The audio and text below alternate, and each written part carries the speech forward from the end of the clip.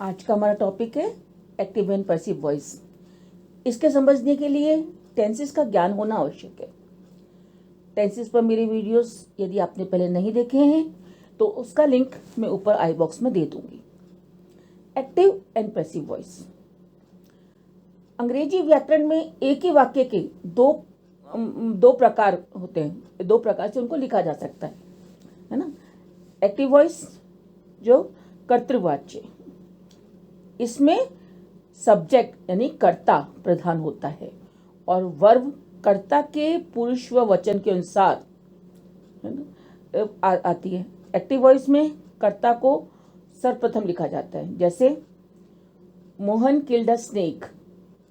मोहन ने एक सांप को मारा, तो मोहन कौन हो गया? कर्ता। मधु सिंग्स अ सॉन्ग, मधु एक गाना गाती है, तो मधु कर्ता है। उक्त दोनों वाक्यों में मोहन व मधु क्रमशः किल्ड व सॉन्ग्स क्रियाओं के कर्ता हैं। उक्त क्रियाओं के पुरुष व वचन के अनुसार क्रियाएं प्रयोग की गई है ना। नाउ पैसिव वॉइस, कर्मवाच्य। इस प्रकार के वाक्यों में कर्म ऑब्जेक्ट या कार्य एक्शन प्रदान होता है। ऐसे वाक्य में वर्ब कर्म या कार्य के पुरुष व वचन के अनुसार आती है। Now passive voice, a snake was killed by Mohan, Mohan द्वारा सांप मारा गया। A song is sung by Madhu, Madhu के द्वारा एक गीत गाया जाता है। नाउ हम पैसिव कब लगाते हैं? When do we use the passive voice? When the agent is not important, जब कर्ता महत्वपूर्ण न हो। When the agent is understood, जब कर्ता ज्ञात हो या समझ आता हो। When the agent is to be kept confidential, जब कर्ता को छुपा कर रखना हो।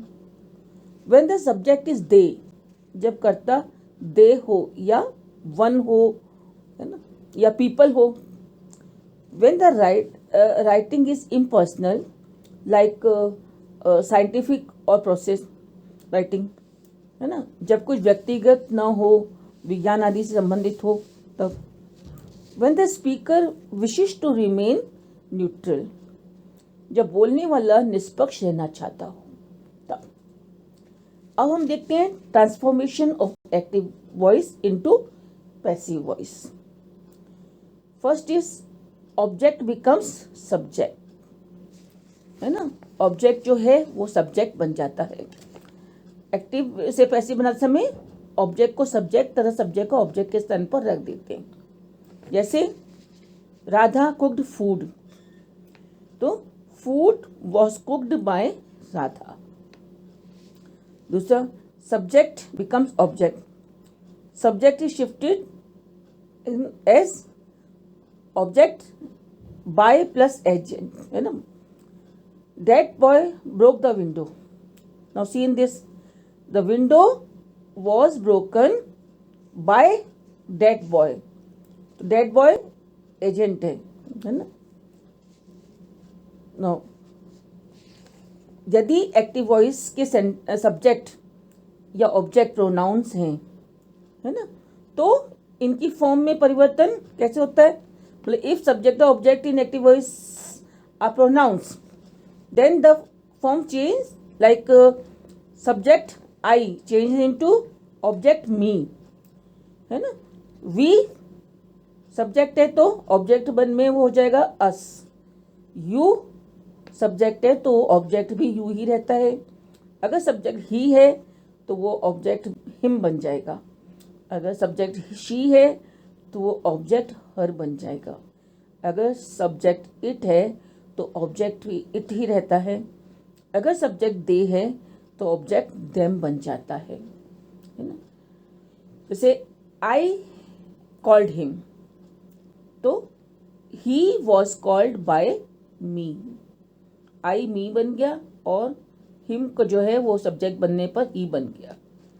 नाउ पैसिव वॉइस बनाने के ये जो है टू बी के पैसिव रूप, इसमें अपन देखें प्रेजेंट में देखते हैं सिंपल टेंस, है ना। तो इसमें एम, इज और आर के साथ थर्ड फॉर्म लगती है। कंटिन्यूस टेंस में अगर हम देखते हैं प्रेजेंट में, तो एम, इज, आर के साथ बीइंग लग के थर्ड फॉर्म लगती है। और परफेक्ट टेंस देखते हैं प्रेजेंट परफेक्ट, तो उसमें हैव बीन और हैज बीन और हैव बीन के साथ थर्ड फॉर्म लगाते हैं। और परफेक्ट कंटिन्यूअस यानी प्रेजेंट परफेक्ट कंटिन्यूअस के ये एक्टिव पैसिव वॉइस नहीं बनते हैं। इस तरह से पास्ट में सिंपल में देखिए तो वॉज वर्ब लगता है सेंटेंस में, उसके साथ थर्ड फॉर्म लगती है। कंटिन्यूस देखिए तो वॉज बीइंग और वर बीइंग के साथ थर्ड फॉर्म ऑफ वर्ब। और परफेक्ट टेंस देखें पास्ट परफेक्ट, तो उसमें हैड बीन के साथ थर्ड फॉर्म ऑफ वर्ब आती है। और पास्ट परफेक्ट कंटिन्यूस का पैसिव वॉइस नहीं होता है। इस तरह फ्यूचर देखें तो फ्यूचर में सिंपल फ्यूचर जो है यानी उसका सेंटेंस जो पैसिव बनाते समय विल बी, शैल बी के साथ हम थर्ड फॉर्म लगाते हैं। कंटिन्यूस में इसका पैसिव नहीं बनता है, यानी फ्यूचर कंटिन्यूस के पैसिव नहीं बनता है। फ्यूचर परफेक्ट का पैसिव बनाते समय विल हैव बीन के साथ थर्ड फॉर्म या शैल हैव बीन के साथ थर्ड फॉर्म आती है। और इसी तरह से फ्यूचर परफेक्ट कंटिन्यूस का भी पैसिव नहीं बनता है। तो हमने देखा कि जैसे 12 जो फॉर्म्स होते उसमें से सिर्फ 8 का ही पैसिव बनता है ना। तो इसमें देखिए ये पूरा चार्ट मैं आपको यहाँ पे दे रही हूँ। एक ही सेंटेंस को यदि हम पूरा 12 तरीकों से बनाएं, यानी simple present, simple past, simple future, है ना, या present continuous, past continuous, future continuous, present perfect continuous, past perfect continuous, future perfect continuous, और present perfect, past perfect, future perfect, है ना। इस तरह जिस तरह से भी हम इनको बनाएं तो एक ही सेंटेंस को तो उनके पैसिव कैसे बनते हैं और किसके बनते हैं किसके नहीं बनते, इसको आप इस चार्ट से अच्छी तरह से समझ सकेंगे। अब आइए verb change into perfect tense, है ना। वर्ब जैसे वर्ब 3 में बदलता है, यानी थर्ड फॉर्म ऑफ वर्ब में। रीमा ईट्स ग्रेप्स, तो grapes are eaten by Reema. Mahesh has brought this pen for me, तो this pen has been brought by Mahesh for me. यदि मॉडल्स हैं तो changes in modals such as can, may, should, could, ought to take place and the sentence takes the form model plus be plus third form of verb. जैसे he can bake a cake, तो a cake can be baked by him।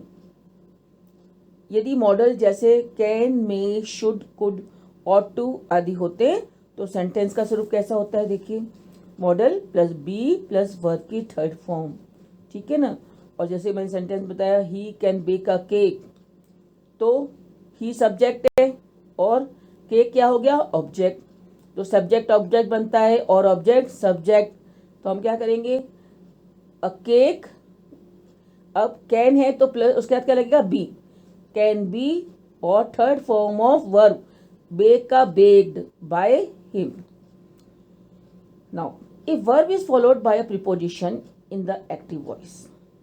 The preposition is retained. यदि verb के पीछे preposition लगा हो तो sentence में preposition वैसा ही रहता है। जैसे देखिए servant looks after the old lady, इसको हम क्या करेंगे, the old lady is looked after, है ना, after ऐसा सही रहेगा, the old lady is looked after by the servant।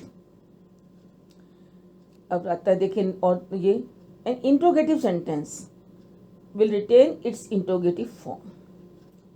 प्रश्नवाचक वाक्य यदि है तो पैसिव वॉइस में भी वे प्रश्नवाचक ही बना रहता है। जैसे डू यू लाइक मैंगोज, क्या हो जाएगा, ये कौन सा टेंस है, प्रेजेंट इंडेफिनिट, प्रेजेंट सिंपल का है, तो इसमें हो जाएगा क्योंकि मैंगोज प्लूरल हैं तो are mangoes liked by you. If the subject in the active voice is not very important or not known, we need not mention it when we express it into passive voice. ठीक है ना. यदि active voice में कर्ता महत्वपूर्ण ना हो या ज्ञात ना हो तो पैसिव वॉइस में हमें उसे दर्शाने की आवश्यकता नहीं होती. जैसे कि देखिए, somebody stole his pen, तो हम कैसे लिखेंगे? his pen was stolen, है ना. स्टोल है तो स्टोल सेकेंड फॉर्म में, यानी ये पास्ट इंडेफिनिट का सेंटेंस है, तो इसका क्या हो जाएगा? his pen was stolen. If the agent is understood, it is not necessary to mention it, as in the following cases. See here, in these cases, did they see it before? इसको हम कैसे बनाएंगे? Was it seen before? इसको मतलब not by them, by them लगाने की जरूरत नहीं है ना. That is understood. People caught the thief yesterday, इसका the thief was caught yesterday, this is enough. हम बाय पीपल को मेंशन नहीं करते हैं. We help poor and needy, poor and needy are helped, है ना. By us is not mentioned, हम उसको मेंशन नहीं करते हैं. When an active voice sentence is transformed to passive voice, the verb form changes but the tense remains the same, है ना. Now sometimes preposition by is not used with certain verbs, है ना, in the passive voice. जैसे कि देखिए आप इसको, surprised, astonished, disappointed, displeased and alarmed. Preposition at is used with these verbs, है ना. कुछ क्रियाओं के पश्चात पैसिव वॉइस में बाय प्रीपोजिशन के स्थान पर अन्य, यानी उन क्रियाओं हेतु निश्चित जो प्रीपोजिशंस हैं उनका प्रयोग होता है. इसको समझिए, जैसे योर बिहेवियर सरप्राइज्ड मी. अब मैंने बताया कि सरप्राइज के साथ बाय नहीं आता है, क्या आता है? एट. तो क्या हो जाएगा? I was surprised at your behavior. His success astonished us. Same way, astonished के साथ भी by नहीं लगता है, क्या लगता है? preposition at. तो we were astonished at his success. His attitude disappointed me. क्या हो जाएगा? disappointed at, है ना. So I was disappointed at his attitude. Same way, this news alarmed his mother. His mother was alarmed at this news. Now आगे देखिए, with known and obliged, है ना, जो words हैं known and obliged, इनके साथ preposition to is used in the passive voice. known तथा obliged के पश्चात passive voice में to आता है.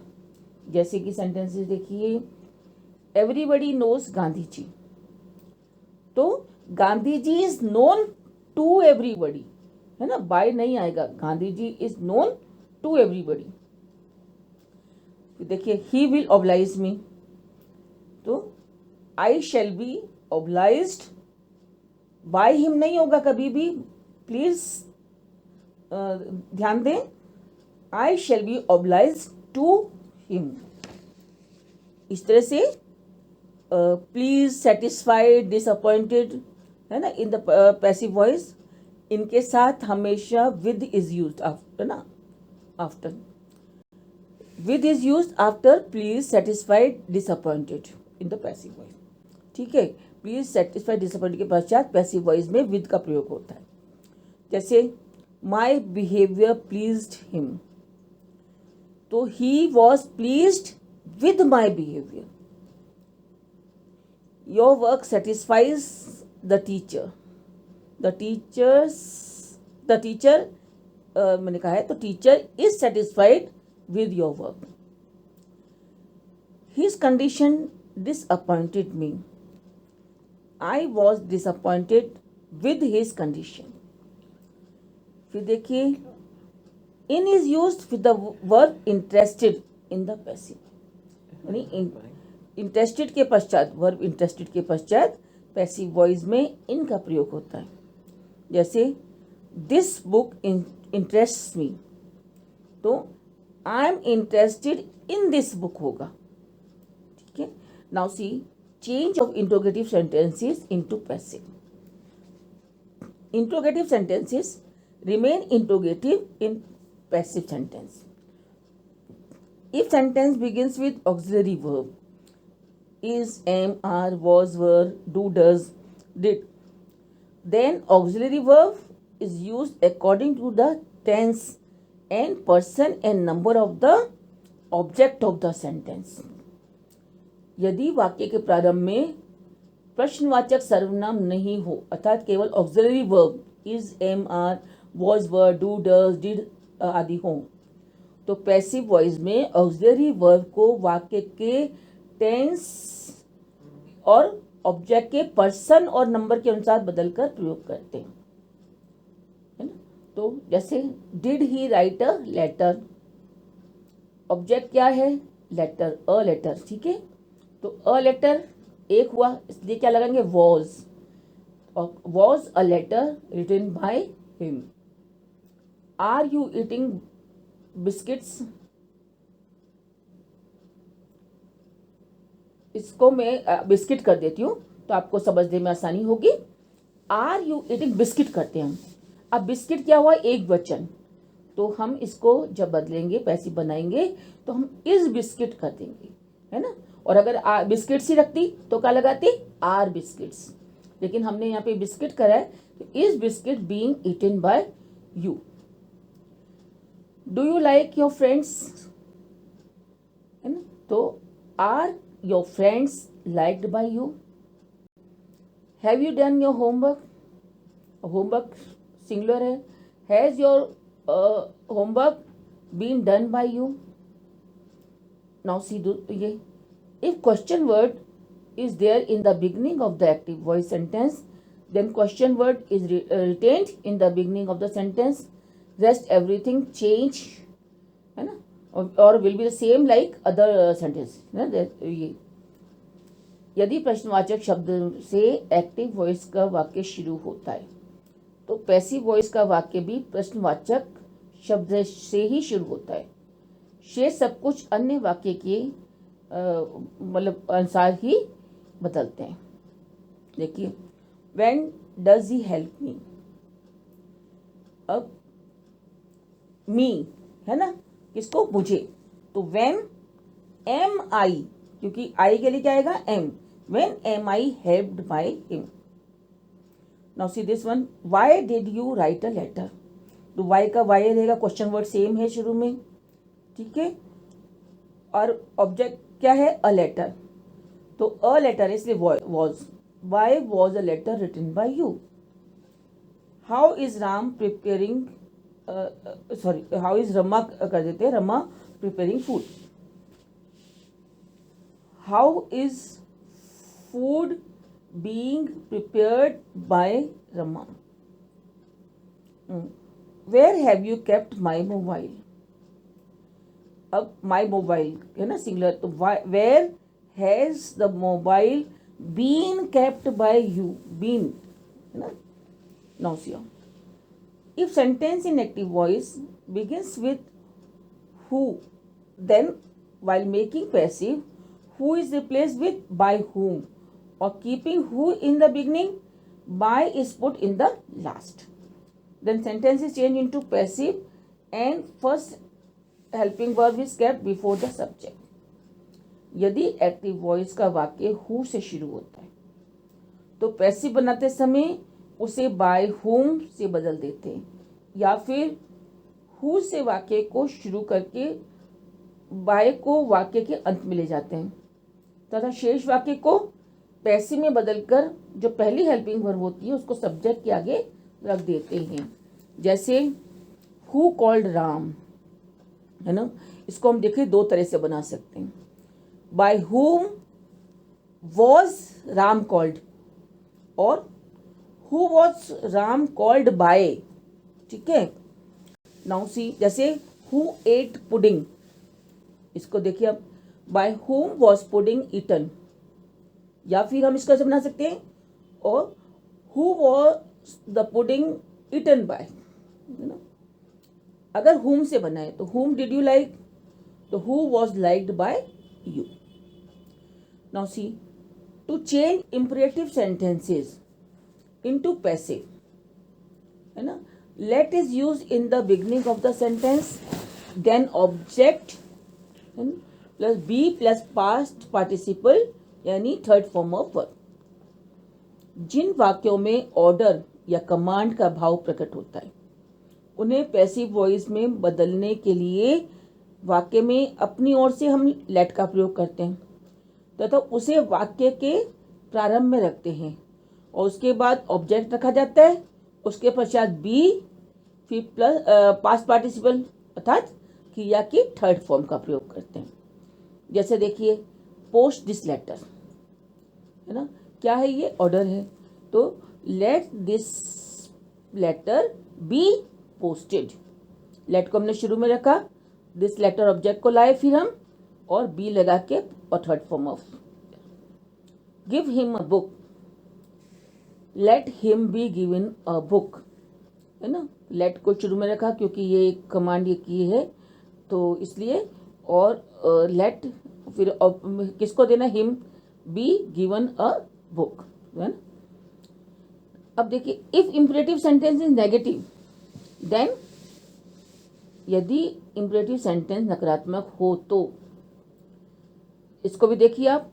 ए, do not is replaced by let not, और do is removed and sentence starts with let but not is placed just before be, है ना. तो डू नॉट के स्थान पर हम लेट नॉट का प्रयोग करते हैं, या फिर डू को हटाकर वाक्य का प्रयोग लेट से करते हैं, वाक्य नहीं है, परंतु नॉट को बी के ठीक पहले रखते हैं. जैसे ये सेंटेंस देखिए आप, do not kill the bird, ठीक है. एक तो हम बना सकते हैं let not the bird be killed, ठीक है, let not the bird be killed. दूसरा हम बना सकते हैं let the bird not be killed, है ना, let the bird not be killed.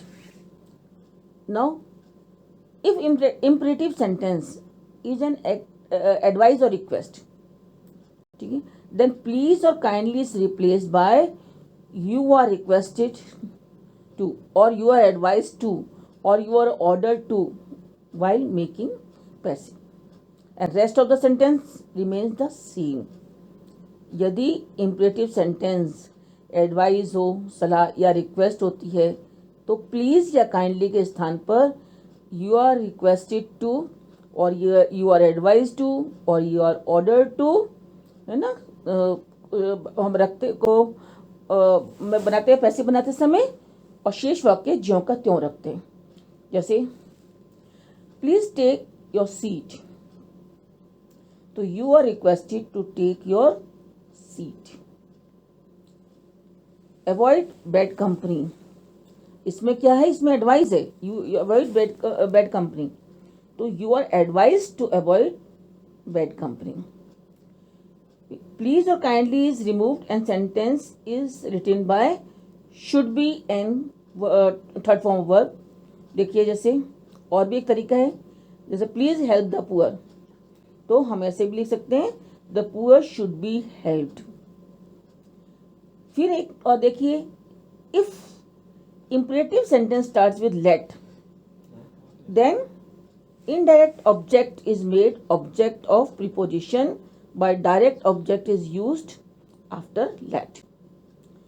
यदि imperative वाक्य let से आरंभ होता है तो let के indirect object को पैसिव में preposition by का object बना देते हैं और डायरेक्ट ऑब्जेक्ट को लेट के बाद लगाते हैं. देखिए, लेट हिम प्ले क्रिकेट, तो क्या हो जाएगा, let cricket be played by him. दूसरा देखिए, लेट हिम मेक कॉफी, तो let coffee be made by him. So here we have done active and passive voice. Thank you.